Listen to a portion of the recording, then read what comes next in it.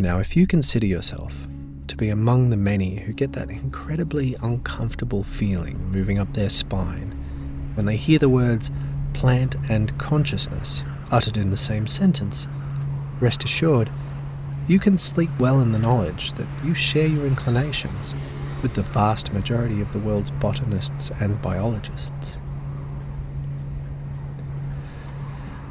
Ever since the hype and subsequent backlash of 1973's bestseller, The Secret Life of Plants, many academics have been acutely sensitive to the merest hinting of an association between plant and animal experience. Stories that claim plants can respond positively or negatively to various styles of music, to verbal or even telepathic praise and insult. And even tales which go so far as to claim that plants can identify culprits from a lineup after being witness to a murder. Stories which, understandably, can get under the skin of your average scientist. Though most botanists tend to shy away from accepting an explicit intelligence in plant life, such intelligence is often hard to ignore, even for the average gardener.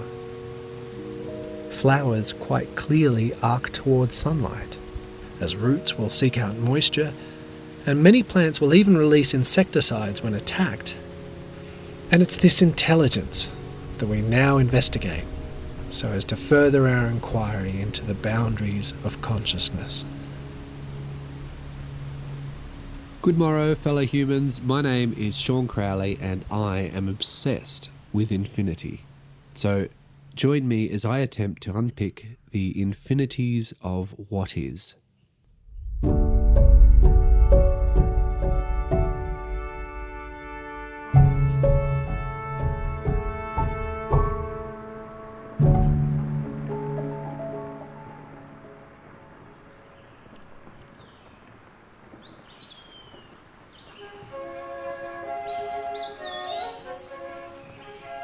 From ancient Greek scholar Theophrastus, the father of botany, to Charles Darwin, inquisitive and insightful minds have long sought to uncover the riddle that is this unconscious life.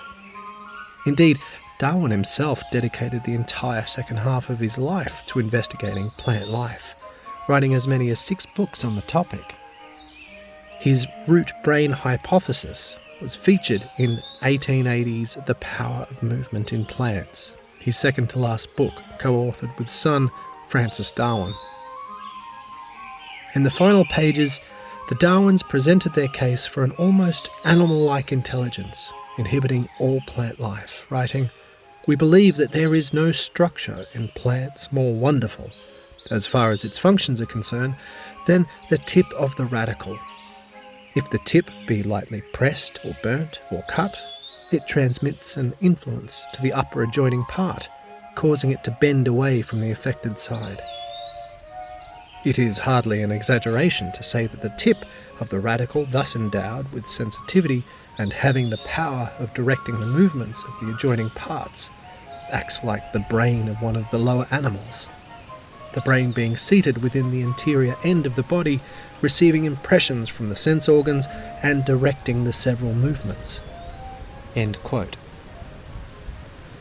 Perhaps not surprisingly, in today's climate of environmental struggle, scientists have begun to take a closer look at Darwin's more controversial ideas, reinventing the field of phytobiology. A field which may have remained within our peripherals for far too long. But that said, it is perfectly common for us to consider plant life as little more than mere props on the stage and theatre of life. Even as children, we would name entire alphabets worth of animals, barely any we had seen with our own eyes, and yet few could have named more than a single plant from their own backyard. This trait of our psychology is commonly referred to as plant blindness, and due to the highly publicised pseudoscience distractions of the early 70s, such plant blindness has only become further ingrained within our academic circles, leaving as a result some otherwise promising studies out in the cold. though a great deal of compelling research has nevertheless been conducted, often revealing surprising parallels between plant and animal biology, similarities found not only in behaviour but also in the way that information itself is transferred on the cellular level. Although plants don't host neuronal cells, they do, like the sponges, contain those same chemicals that serve as neurotransmitters in us. Chemicals such as serotonin, dopamine, calcium and glutamate all work together just as they do within our bodies, though much of the plant's molecular mechanics is still far from being understood.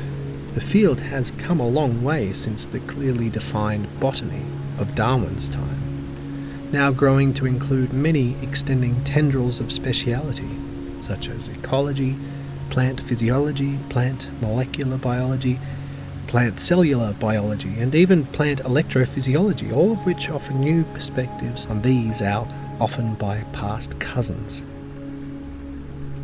And in the light of the imposing AI era, as our fascination with consciousness has only continued to heighten, we have begun to witness the emergence of some slightly more controversial fields of study, fledgling branches of investigation, such as plant cognitive ecology and the more dubiously named plant neurobiology. But like all pioneering fields, these are those who tend to find themselves on the outer fringes, each in their way coming to terms with the realization that support for their research will, for the foreseeable future, be of vastly mixed opinions. In a 2018 interview, former evolutionary ecologist turned plant cognitive ecologist Dr. Monica Gagliano recalled an occasion when one such anonymous academic peer review opened their statements with the comment, "It's very unlikely that plants are aware or conscious, so this entire project is meaningless." And considering that Dr. Gagliano's research, of which we shall discuss shortly, had never declared the existence of any such plant consciousness, it's clear how defensive and pre-decided the academic community can more often be. Dr. Gagliano has been noted as taking equal offence to any such pseudoscience claims, and like many, she is very cautious of those who casually use language such as neurobiology when it comes to systems that don't have traditional nervous systems. As such, Gagliano has been the one responsible for the term plant cognitive ecology, as she considers this to be the most scientifically accurate title for the phenomenon she's witnessing in the field, i.e. cognitive ecology, the study of cognitive learning within both social and natural contexts, only in this case as it's applied to plant life.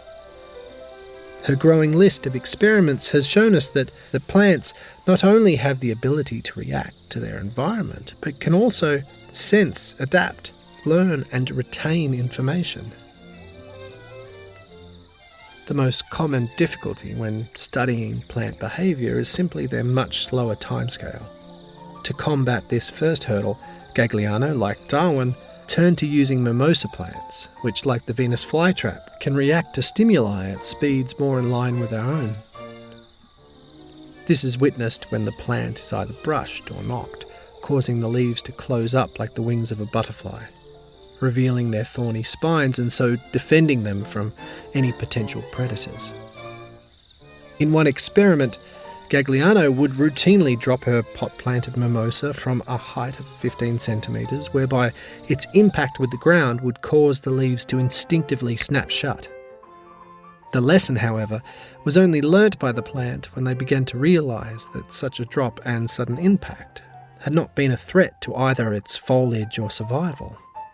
And because closing your leaves is such an energy-expensive act, which then further denies an ability to absorb sunlight, these mimosa plants needed to learn their lesson quickly. Being dropped is simply not a drama worth closing your leaves over. And so it appeared that after an average of 3 such falls, the plants would learn this lesson. Somehow the plant had determined that a drop was more or less non-threatening, differentiating this experience from other forms of interaction and so would save its leaves from closing. What was interesting was that plants could retain this newly learnt information over long periods.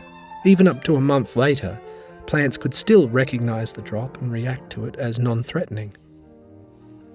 The study also showed that individuals raised in low-light environments would learn quicker, where failing to learn would have a greater impact on their chance for survival. These same plants were also less likely to forget the lesson, and so would remain vigilant once moved to a more bountiful light source, whereas the slower, plump, sun-rich plants would change their behaviour when moved to a harsher environment, each reacting to their own best plan for survival, considering not only their present situation but also their past and thus their potential future. In other experiments, pea vines were trained to recognise an association between an inherently meaningless form of stimulus and food, in much the same way that a dog can be conditioned to associate the sound of an inherently meaningless bell with their dinner time. The pea vine was trained to recognise the presence of wind provided by an electrical fan as the precursor to the appearance of light. Whereas in 100% of the control cases where pea vines would grow solely in the direction from where they had last received light, the trained vines would instead move away from the last known origin of light in preference for the direction of the fan, suggesting a level of awareness that can shape intelligent action. The issue we face when using words like intelligent is that we as humans already have a very personal experience of this thing we call intelligence, and as such tend to muddy the use of the word by associating our interpretation with its more literal definition, that being simply an ability to acquire and apply knowledge and skills. And although this definition has only historically referred to abilities born of a nervous system, its relevance in this scenario seems very hard to disregard, because though the plants may not think as such, they do acquire sensory information, learn and react, and even going one step further to communicate. But where, if not in a brain, is this information stored? And what even is this information? And how does this information manifest itself as an intelligent action? And inevitably, what does this say about our own intelligence and therefore its relationship to what we experience as consciousness? The answer, sadly, is that we have very little idea.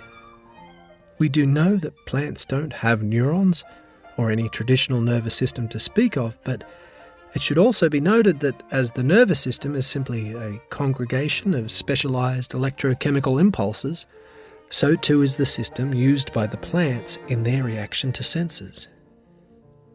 Quote, "We shouldn't focus so much on saying it's the brain doing things, it's the nervous system doing things, but actually look at the functional aspect of the story."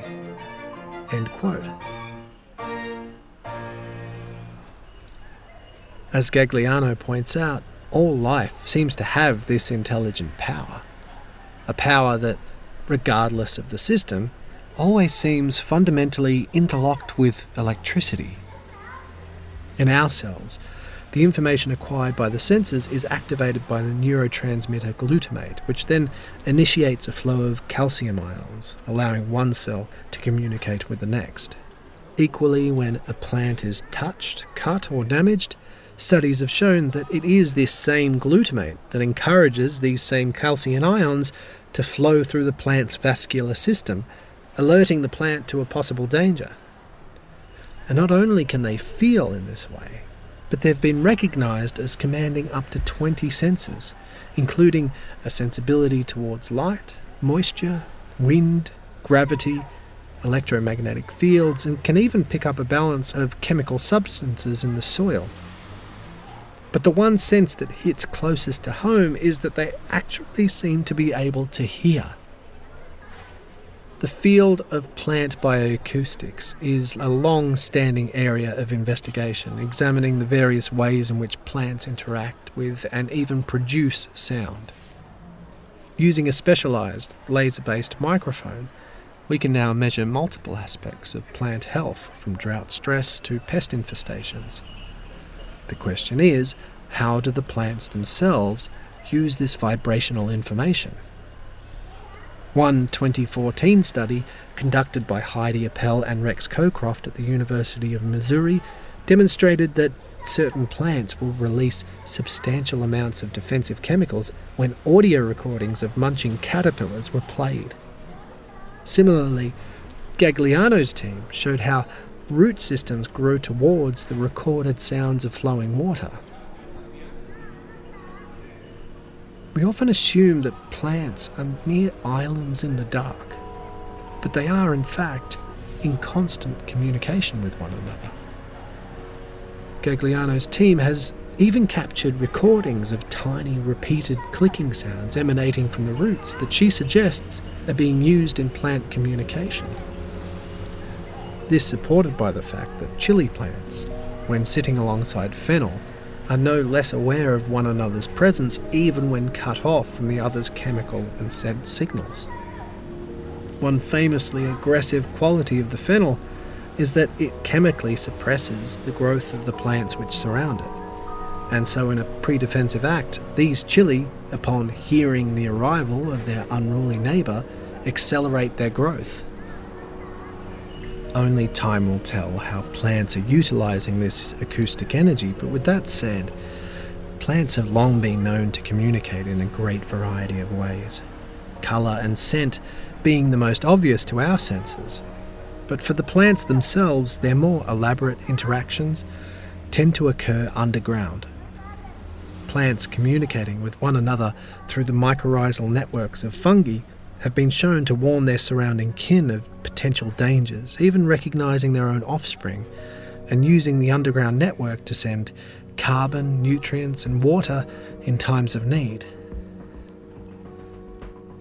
This so-called wood wide web acts as a shared information highway, passing along the forest's messages of wealth, danger, opportunity and starvation, connecting the forest in an all-encompassing symbiotic relationship. And in this sense, the mycorrhizal network, boasting more network connections than the count of neural pathways found in the human brain, bears many similarities to that weaver of magic, the nervous system. But communicative intelligence isn't reserved solely for the plants, as these fungi can themselves exhibit numerous signs of intelligence. The mycelium network of mushrooms are the world's largest living organisms, some covering up to 2,300 acres and weighing as much as 35,000 tons. A colossal mass of membranes capable of investigating, learning and adapting as it seeks sustenance, evades predators, and even vaccinates itself against pathogens found in the undergrowth. And just like the nervous system, does it too transmit its information via electricity, surging electrolytes along its trillions of branches. But do any such reflections of communicative intelligence play any relevance in our hunt for the borders of consciousness? Are we not just setting ourselves up to again confuse our definition of consciousness with our definition of intelligence? Interestingly, the perspective of intelligence described in the forest fungi network does draw our attention to a very curious attribute, in that intelligence does not always need to be contained to a single living, thinking individual. The unconstrained intelligence of nature appears all around us, present in the collective intelligence of the interwoven forest, just as much as in the unified movement of fish and birds who move as one to evade a predator. There are higher forms of intelligence at work in the unspoken coordination of ant colonies, and even in the simplest congregation of cells. Simple slime molds have been shown to possess remarkable problem-solving skills, navigating mazes, and even determining optimal navigation routes on city maps. What's more, it too can both learn and pass on information. Once a congregation of slime mold cells have learnt that a food source sits beyond a deterrent barrier like a salt bridge, it can then pass on this knowledge to other segments who would have otherwise avoided the salt bridge entirely. And then, of course, the waters muddy even further with the intelligence present in the ever-growing complexities of computing and AI. So it seems evident that intelligence can persist beyond the bounds of a unique conscious driver, and for that matter beyond life itself, found inherently present within the languages of chemistry and physics. So perhaps it is this same emergent intelligence that we observe in plants. But if this is to be the case, doesn't that mean that the matter bears next to no relevance to our greater inquiry into the bounds of consciousness at all?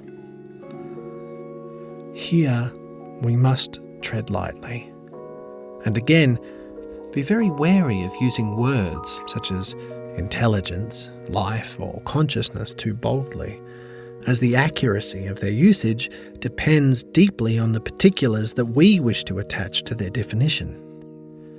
Because though the dreaded C word is more likely to send botanists running, experts like Gagliano are more than happy to draw our attention to the fact that we still currently have no scientific definition for what consciousness is, and that though plants may not think the way we do, they do host many behavioural traits which, though currently unaccounted for, if found present in any animal, would be attributed to the presence of a nervous system.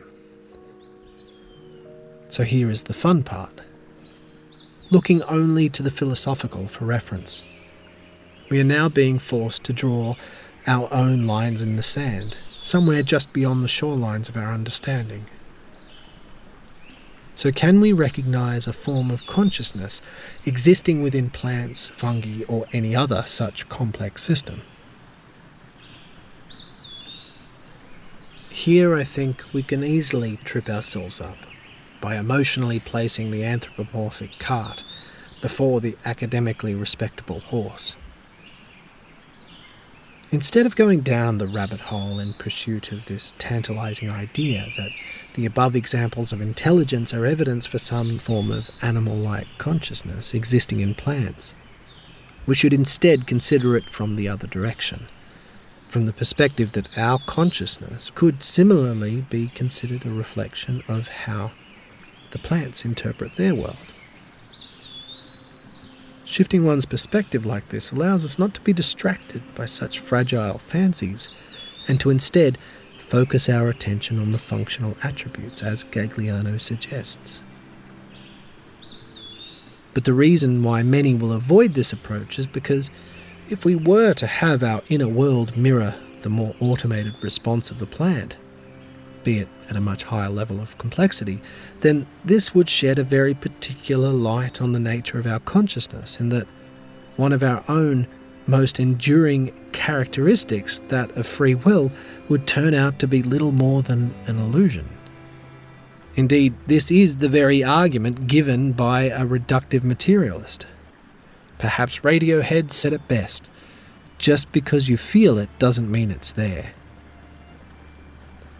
But now that we're on this side of the fence, we must again remind ourselves to be cautious with our use of language, because by suggesting that free will might be an illusion, we do not necessarily mean to say that it doesn't exist. Simply that, like all illusions, its nature is other than what we perceive it to be, and that whatever this nature is, it must share some slight lineage with the intelligence we attribute to plants and other such systems. Of course, defining what it is may not be so easy, and so may take more than just a few chapters to unfold satisfactorily. Still, the simpler quandary as to why such illusions would persist in the first place should be fairly easily resolved. As with any sensorial illusion, these only tend to persist so long as they serve to benefit our survival. The light hitting our retina is received upside down. The illusion that we are seeing the world right way up persists to aid our survival. This is an idea we've touched on several times now, that this mind's eye experience of free will is as real as any experiential phenomenon can be, but still, there is no universal requirement for the phenomenon that we name to host any absolute identity. The physical and the experiential are, I would say, examples of interrelated phenomena, both built upon one another's influence. But there is still much that is obscured by the misinterpretations of this first-person perspective. More likely than not, the trajectory of our current understanding will continue to yield contradictory truths until we reveal a necessary perspectival shift. Because just as it is with the divide between classical and quantum mechanics, an understanding of actions occurring in each domain does not guarantee us a complete picture. The problem again being that we can never know how much of the desert we aren't being made privileged to. But why do I again draw our attention to the potentially illusory attributes of our consciousness? Returning to the topic at hand, this experience of free will appears to us as the crucial difference between our experience of awareness and that of the plant kingdoms. An awareness that justifies its choices via a self-referential understanding of its own existence. But therefore we must acknowledge that we can never know what illusions present themselves in the process of being a plant, what illusions of perception allow for its navigation of the world. And even if plants were to have what we would consider a totally vacuous experience, and so in that sense lack the self-referential understanding that we attribute to a force of will, there is still another thought that might be worth considering. In the idea that their perspective could possibly be considered legitimately less flawed than our own, a less cluttered experience of reality, one that would work in stark contrast to the fantastical, multicoloured sensory illusions of the hyperactive ape brain, those which are eternally misled, convinced by the biases of their senses and the experiential interpretations of local vibrations. In other words, we just need to remain vigilant in reminding ourselves that we have a very human-centric experience of reality. A perspective that is but a mere infant in this universe. To say that modern animal consciousness is the sole particular system needed to interpret reality would be to say that any expression of awareness prior to the arrival of complex animals dealt entirely in illusion. But if that's the case, how could total illusion ever lead to total cognizance? Realistically, we need to consider the ultimate nature of reality as something far deeper, denser, and infinitely more layered than anything that living consciousness has yet to uncover. Consciousness, as we, the finite experiencer, knows it, merely skims along the surface of the extended reality. Because the stake in the sand, the idea that we continually circle back to, is that our consciousness is only one in an infinite number of possible perspectives. The point is that the plants, however unique, equally translate this shared reality, even if they do so along an axis that lies beyond our comprehension. They are different, incontrovertibly so, but they, like the vast array of animal life, merely translate or become or unfold a limited slice of this deeper reality. So it's not that the plants do or don't experience as we do, it's that nothing and no one experiences as you do. To quote the legendary pythons, you are all individuals. So, now let us finally offer something bold and state our first law of consciousness, which is that any perspective must be uniquely finite, as no one perspective can ever embody perfect equality with another.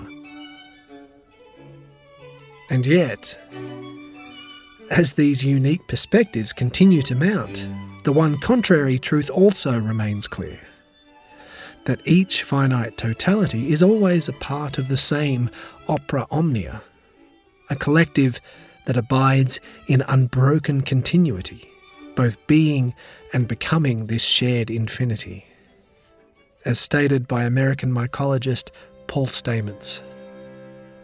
The fact that we lack the language skills to communicate with nature does not impugn the concept that nature is intelligent.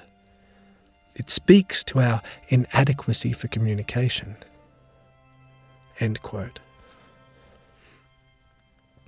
No living thing needs to be the same as us for its interpretation of reality to be considered accurate or even relevant in our broader conversation concerning consciousness. There is experience at work, however far removed from what we personally refer to as consciousness.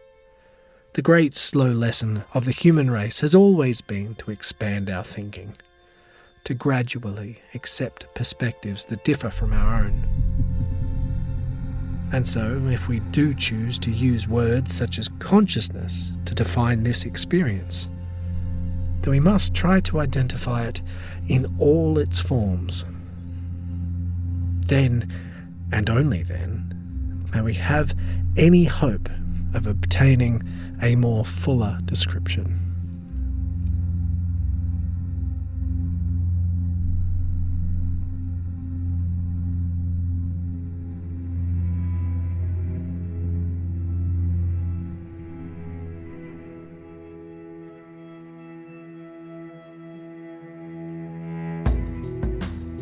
As always, thank you so much for tuning in. I really hope you enjoyed today's episode. I hope you continue to tune in as we unfold this story. We'd love to hear from you. We want to hear your comments in the comment section.